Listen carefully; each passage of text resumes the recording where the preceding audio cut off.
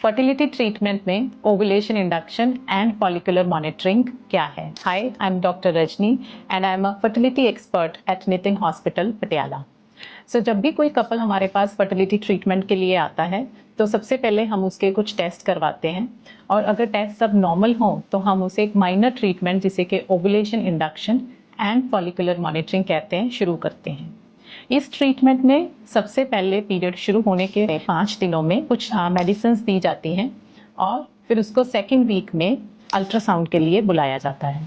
इस वीक में 2 से 3 बार अल्ट्रासाउंड किए जाते हैं और उनके एग का साइज देखा जाता है जिसे कि फॉलिकुलर मॉनिटरिंग कहते हैं। जब एग बड़ा हो जाता है, फॉलिकुलर मैच्योर हो जाते हैं, तो उस टाइम इस फॉलिकल में एग जो होता है उसको बाहर निकलने के लिए, एग रप्चर के लिए एक इंजेक्शन जिसे कि HCG इंजेक्शन कहते हैं दिया जाता है। जब भी फॉलिकुलर रप्चर होता है, एग बाहर जाता है, तो ये फर्टिलाइज होता है और प्रेगनेंसी तो शुरुआत होती है। ये 12 से 24 घंटे में फीमेल की बॉडी में रहता है। इस टाइम को हम फर्टाइल पीरियड कहते हैं और हम कपल को इस पीरियड में इकट्ठे रहने की एडवाइस देते हैं। इस तो सारे ट्रीटमेंट में बहुत ज़्यादा खर्चा नहीं आता और एक ही माइनर ट्रीटमेंट है। ये प्रेगनेंसी के 10% टू 20% चांसेस को इंक्रीज करता है। अगर आपको प्रेगनेंसी करने में कोई भी दिक्कत आ रही है तो अपने फर्टिलिटी एक्सपर्ट से सलाह लीजिए और आप इस ओवुलेशन इंडक्शन और फॉलिकुलर मॉनिटरिंग को ट्रीटमेंट को ले सकते हैं। Thank you.